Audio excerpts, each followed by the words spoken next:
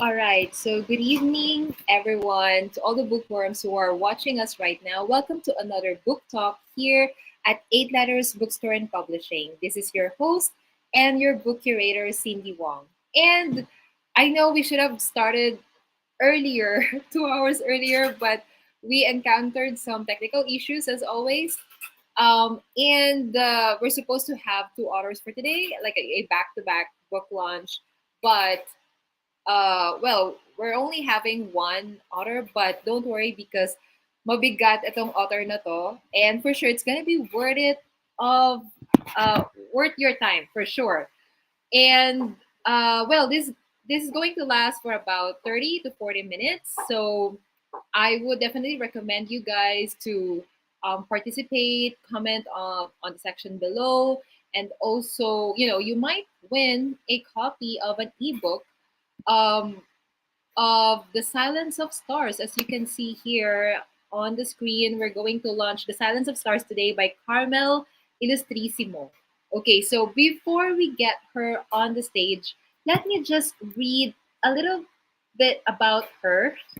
Okay, so Carmel Ilustrisimo has a BFA in creative writing and is taking her MA at the University of Santo Tomas.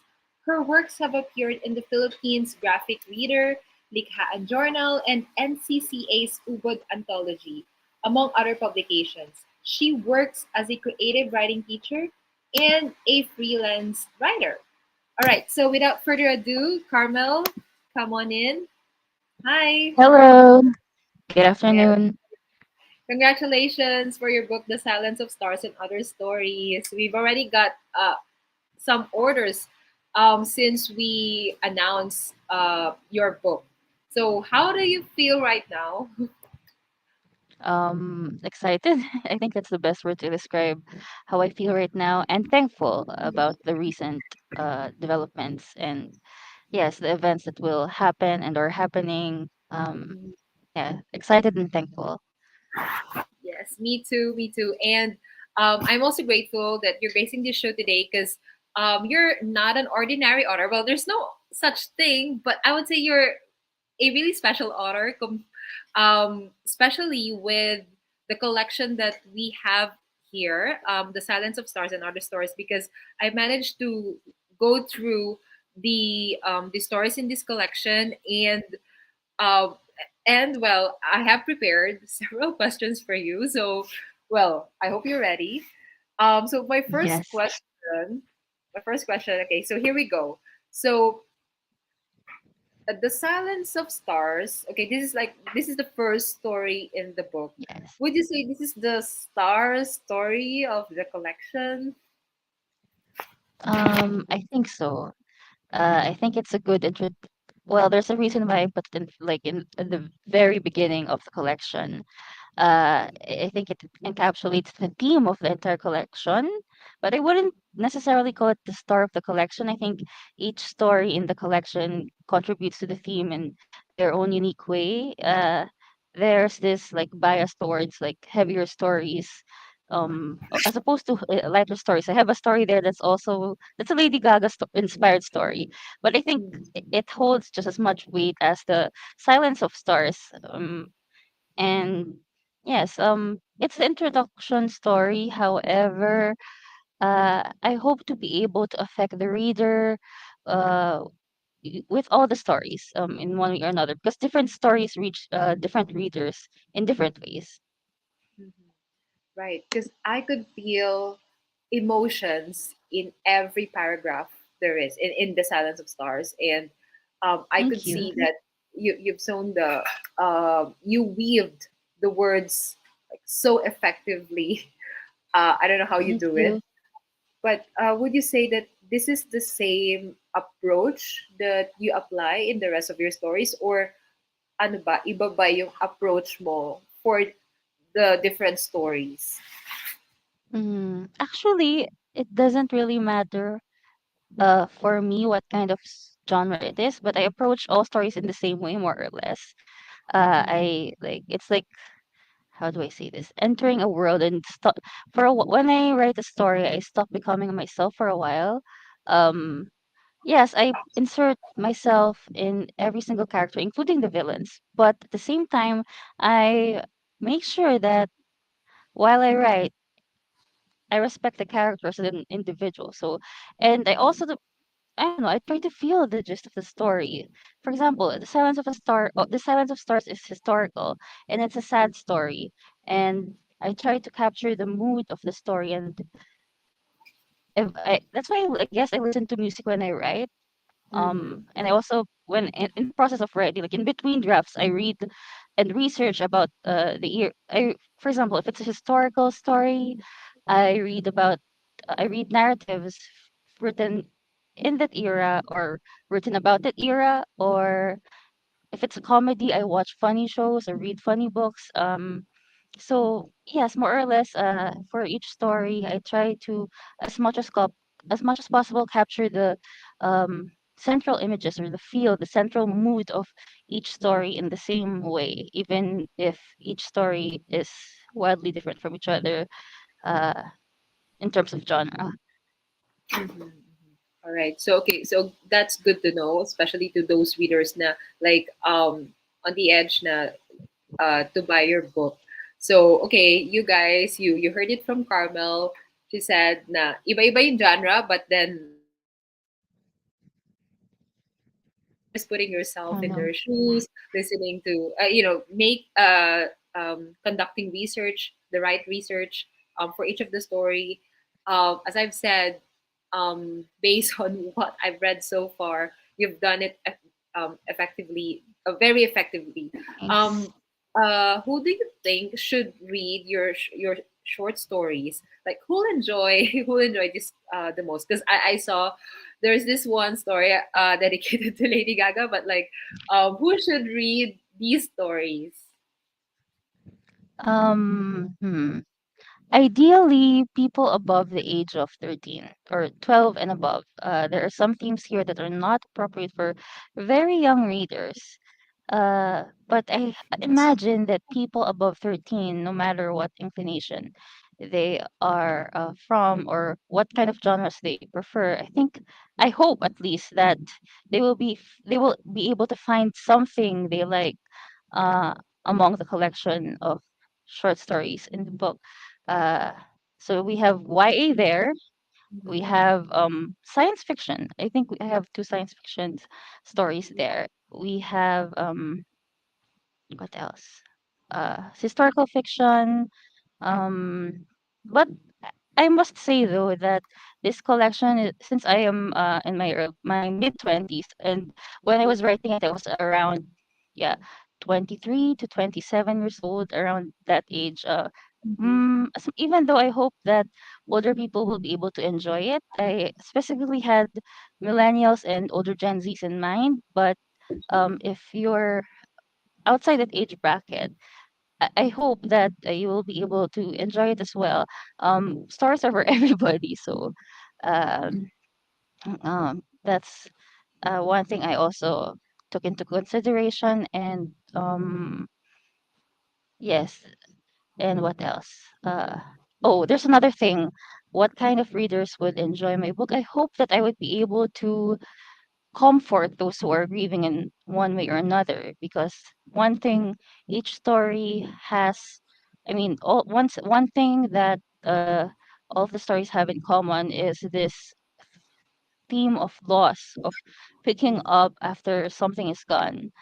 um yes, making the most out of the remains of something, whether it be the death of innocence, or the death of of a loved one, or the loss of uh yes, or missing objects, missing people, missing past events, even future or missed opportunities. So that's another thing that I wish to like. Uh, yeah, that's another. I mean, writing the book is one of my ways of reaching out to the people who need to be comforted over, yeah, these experiences of loss and missing something. All right. You did mention that some of these stories tackled loss, but would you say you're able to provide or like give some sort of redemption towards the end, like happy ever after somehow, or like Mm, was that your style? that this okay, not exactly a spoiler, but I began the wait, the collection begins with a World War II story. It ends with a post-pandemic utopian story. So I hope that will I don't want to say the ending of that story, but um yes, there's a reason why it's structured that way. So uh I do hope that with each story that the reader will be able to find uh, like a kind of light or hope um after I mean at the end of the day I think that's what stories are for, even when they show the grim reality of things. It's the way of art of the way art lets us know that we can do something about it, and knowing about these harsh realities is the first step. Okay, so I hope it does. Okay, okay, good, good. That's good to know. That's a relief. Um, okay, so I want to go back to that story entitled "I Don't Want to Be Friends." So I'm just curious, was it inspired by your own experiences? Yes. Well, sadly, I never had that kind of like romance in Mhm. high school, but um, I was a fan video editor when I was in high school. I also love Lady Gaga. She is still one of my favorite artists. When I was in second year high school, I was obsessed with her. I loved her weirdness. I loved her music. She was my idol, and um when I wrote this story, I it all came back to me, and I felt like a teenager again. And I purposely made the story. I mean, I set the story in 2009, and and it was fun to write about being a 15-year-old boy in 2009 when you are a 20-something-year-old woman in 2020s.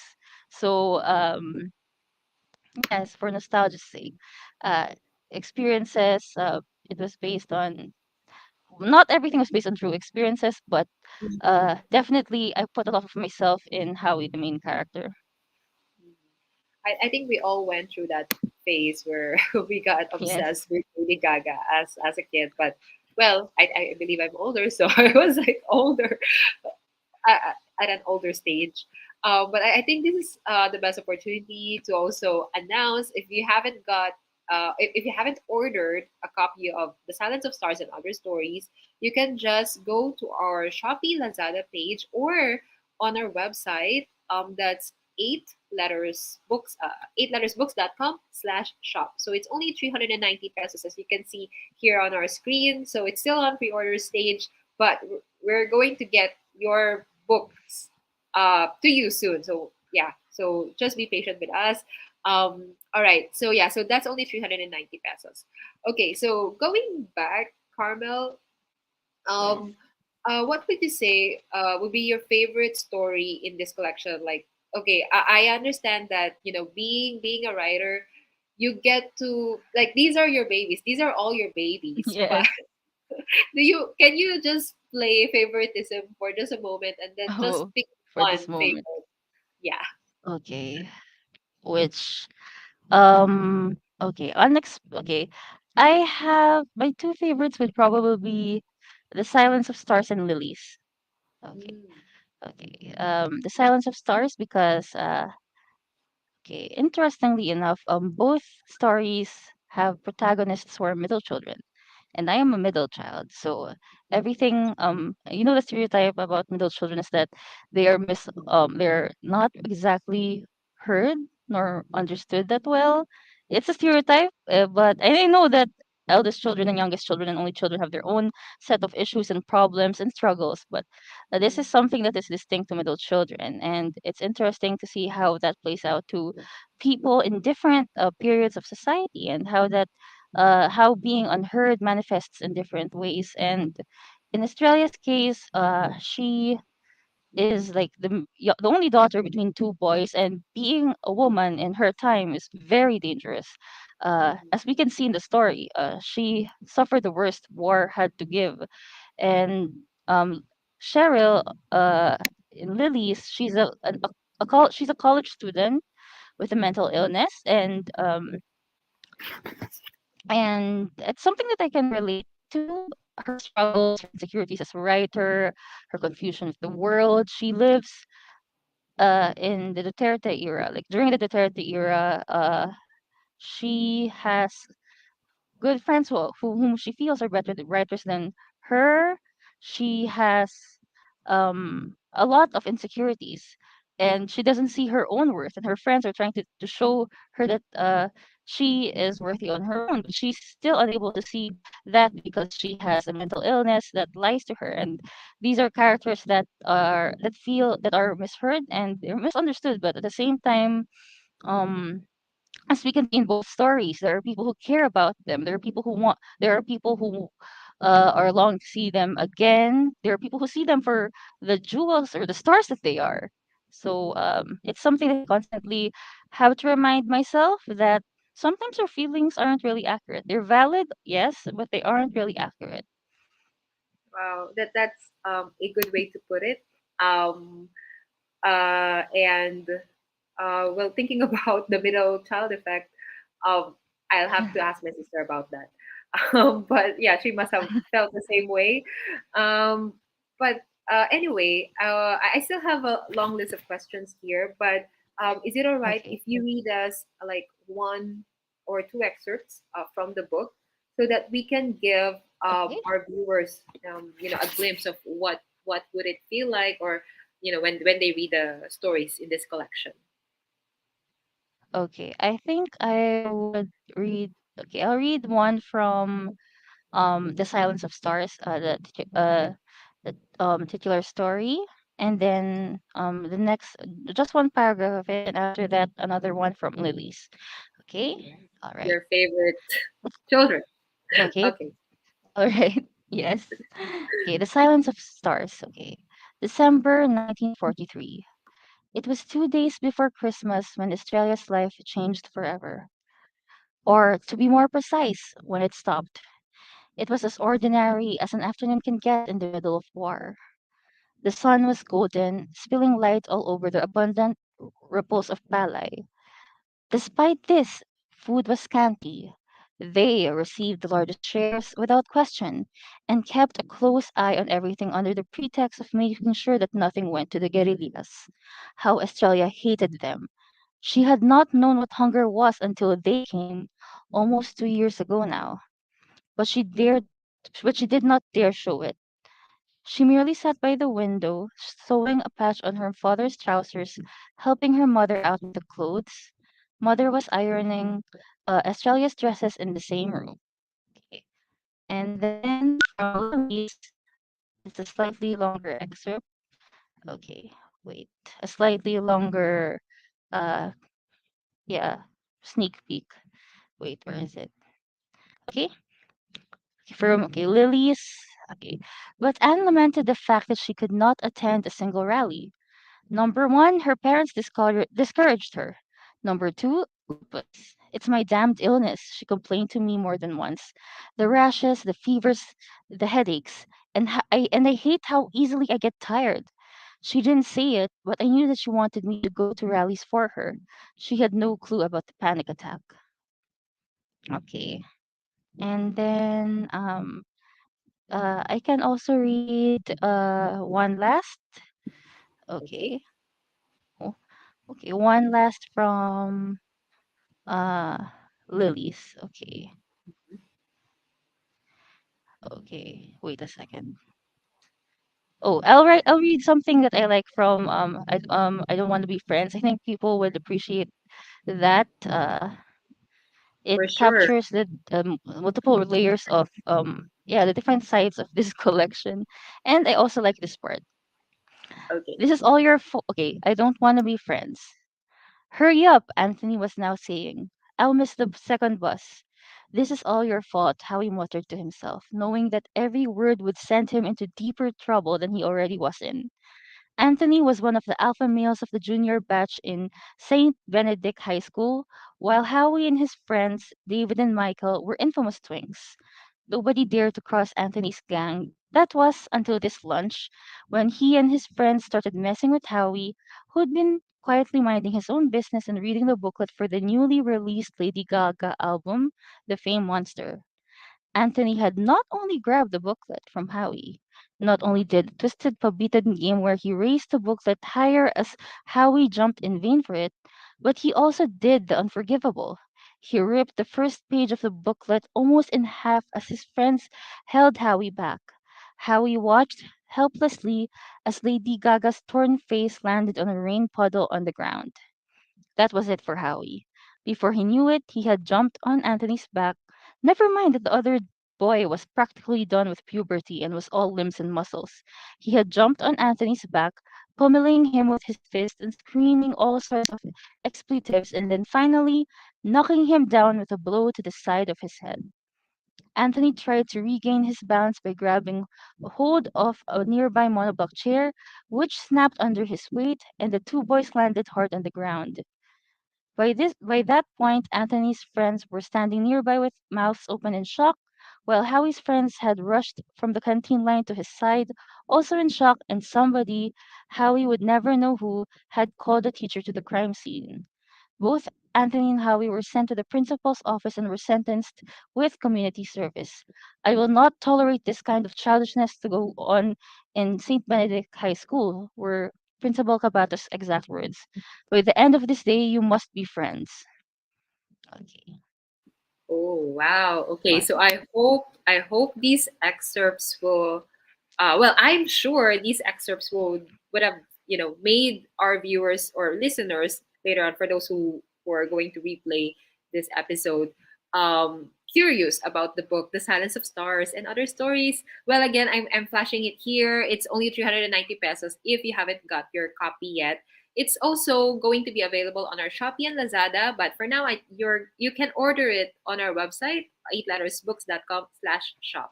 Okay, so with a few more questions here, Carmel. Yes. I usually, I usually ask this question to every author that we have here, like how did you even start in this journey? Okay, we're going to make this personal naman.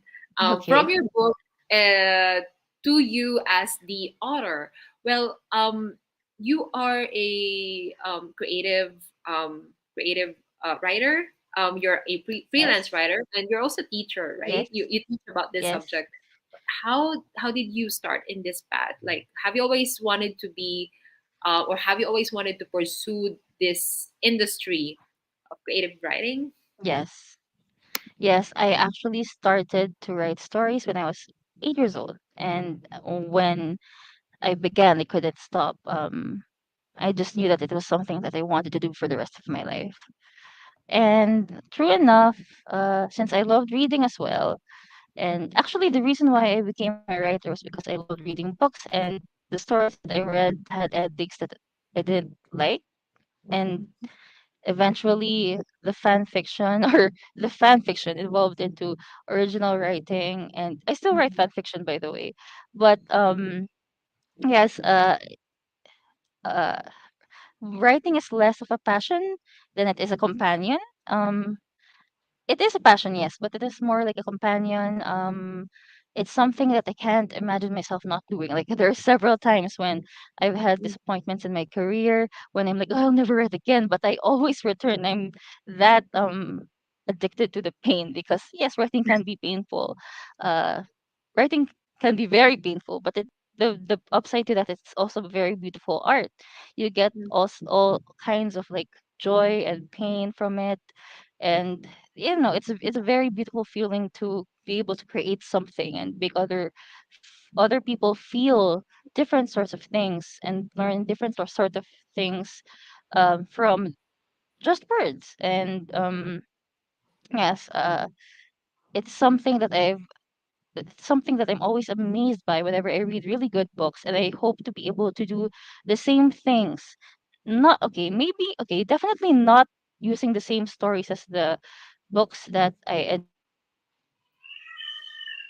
enjoy reading, but it doesn't have that same effect to the readers. If I manage to reach one reader that way, then I think that would be more than enough for me, and that would be like I would feel like I've accomplished my mission as a writer. If somebody felt less alone and more hopeful uh after reading one of my stories, then I think that's the best thing a writer can do. Wow, wow, that's very noble, Carmel. Well, especially like you, I've also been in this industry for quite some time now, and there will come a time where you'll experience burnout. Like, oh, okay, I've seen this Yes. before, I've written this before, or like I've run out of ideas, and like, why am I even here in the first place? So yeah, I went through that phase. So I'm just wondering, have you ever gotten through that phase wherein like on the verge of, okay, you wanna give up? So many times. I'm like, but I always return because but there were times when I really wanted to give up. Like Mhm, I think I've talked about this before. mhm, There was this time between 2017 or 2016 to 2019 when I had a rejection streak.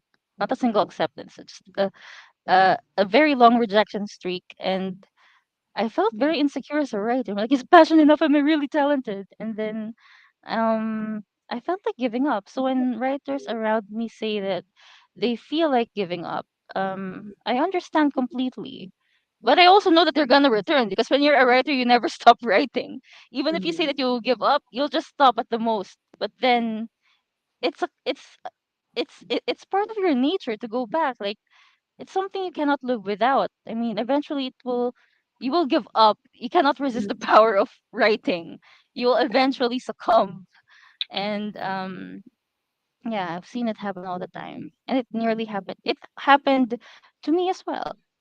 mhm, Uh when I read when I stopped I think it was 2019 when I decided to give up on writing because I wasn't getting published. mhm, But after like maybe 1 month, I had the new story idea and I couldn't control myself. I was writing it before I even knew that I had broken my vow mhm, to never write again. Yes. mhm. But like, what would be the alternative? Like, have you ever thought of that? Like, okay, but if I'm not writing, what would I have been doing Oh, instead? that's a good question. This is a fun answer. I edit Okay. fan videos like Howie from I Don't Want to Be Friends. Oh, sorry, can you That's my repeat that second. again? I edit fan videos. Ah, I edit fan videos. That's another passion of mine. mhm, Interestingly enough, it helps me with my writing. okay. So I mean, there's something about matching video clips to music that is similar to writing in a sense. Like you're trying to capture the mood of something. Mhm, Um, you're like it's like making a mini movie. So they're both creative actions. I think every writer should also have their own not just writing. They have to be preoccupied with something else other than writing. So it could be an a outlet. sport, another art, Mhm, maybe science, maybe math. Um, I have yes, something else other than writing to enrich the writing. So in my case, I love editing videos. Oh, okay, great. So, well, we've also like had all sorts of writers before. Like they work in science, they work in like in different industries. So, like when I saw that, okay, you're already a creative writer, creative writing teacher, and a freelance writer, I was like, okay, so what else does this woman do? Okay, so it's good to know. Okay, you're editing videos and stuff like that. Okay, so because my next question would be like some stories were already published before in like prominent publications. Like why have you decided to compile them all in a book? Like what kind of satisfaction did that give you? Why choose to put it in a book? It has to get out somewhere. I think okay, some of the stories have been published. The others, um, I think they fit the theme and they deserve. Yes, I think.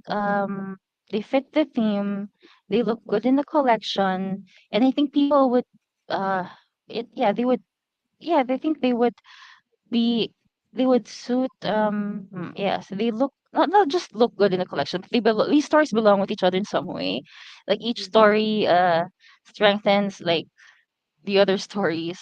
It's like a feast of stories. I don't know how else to say it, but I've always wanted to write or to compile a collection of stories that with to make to compile a collection of short stories with some stories set in the past and some in the present and some in the future. And I think this is the product of that wish, that dream. Mm-hmm. So our stories set in the past and the future and the present with a theme tying them all together. And I wanted it published because also I want to show people that stories, whether they're set in the past, present, or future, they're all stories, and there are similarities that transcend time. So if you're not interested in stories about the history and you're more of a science fiction person, hopefully this collection would make you interested in history, or the other way around. If you are a person who prefers historical fiction but you don't like science fiction, and then you see science fiction in this collection, I hope to be able to sway you to also like science fiction, because these are two of my favorite genres of all time. Yes, I believe Carmel, you're also like one of our writers in one of our Pinoy sci-fi. Was it that Yes, um anthologies? Filipinas. Yes.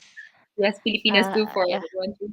Yeah, there Yes you po. go. So just in case, you can also get a copy of that book, Filipinas 2413, along with The Silence of Stars, which is only 390 pesos, as you can see here on our website. This will be my last question, Carmel. So, Okay. second to the last, actually. So All just right. curious, like, why novel? Why not novel, or why not poetry? Why does it have to be short stories? I'll start with poetry. I am not a good poet, to be frank. Mm-hmm. Not yet, because it's something I've been experimenting with, um, but I think I'm better expressing myself in fiction. Why not Mm-hmm. novel? Because it's not yet finished. I have something in Mm-hmm. the works, but it's not yet done. Yay. Okay. Yes. Hopefully it will. Yeah, but it's not yet done. So a third reason is that I have a very dear professor. She Mm-hmm. advised us to, like, before jumping into the novel, we should master she told us to master the short story form first. And when I entered graduate school, I wanted to do big things. I wanted, oh, Nobel kaagad. But Mm-hmm. I realized the wisdom in her words, and I ended up really appreciating the form of short stories. And up to now, I write short stories more than anything else. Um, yeah, and when it comes to reading books, I have more short story collections than novels now. So yeah, that's it. That's why. What would you recommend for those who want to get into this genre? Like, what sort of books should they read aside from your book, of course? Like, what sort of collection should they read if they want to be like short story writers in the future? Okay, read Filipino writers.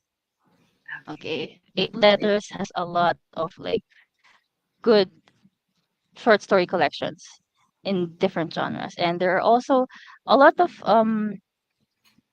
yes, just from different publications, local publications, indie and university presses, and different yes, just try as much as possible. If whether you're a writer in English or Filipino, there are lots of local writers who deserve love, attention, and appreciation by Filipino readers.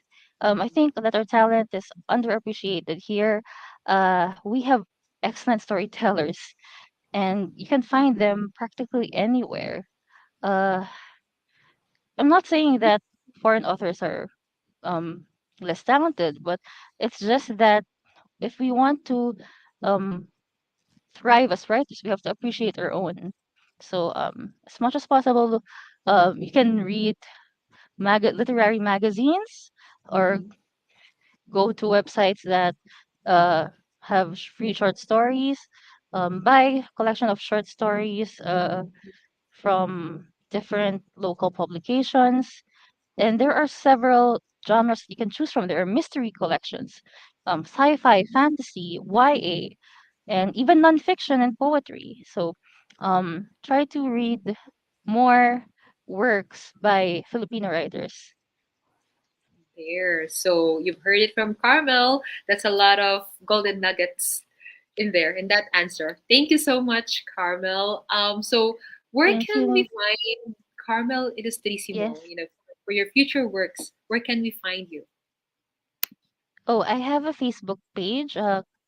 It's Carmel Ilustrisimo author, and I also have an Instagram. Okay, I'll at Lemrock Writes. Um, and these are my two main public pages. So wait, I'll type it here. Right, Instagram, and then Facebook. Okay. Um, this is my local, my public Facebook page. Carmel Ilustrisimo Okay. So author. we're showing that Okay, on there screen. we go.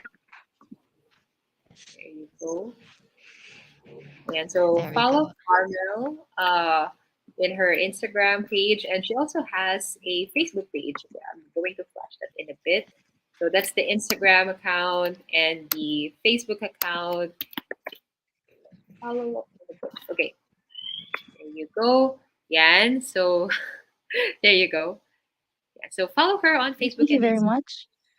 Thank you so much, Carmel. And Thank once again, make sure you guys to grab a copy of her book, The Silence of Stars and Other Stories. It's available on our website, soon to be on our Shopee and Lazada. All right. So, Carmel, do you have any more messages? You want to tell to your viewers right now? We've got some comments in here which I have been Okay. showing. Yeah. All right. Well, there's Aggie. Uh, Yes. there you go. All There's right. I'll Claire. check them out.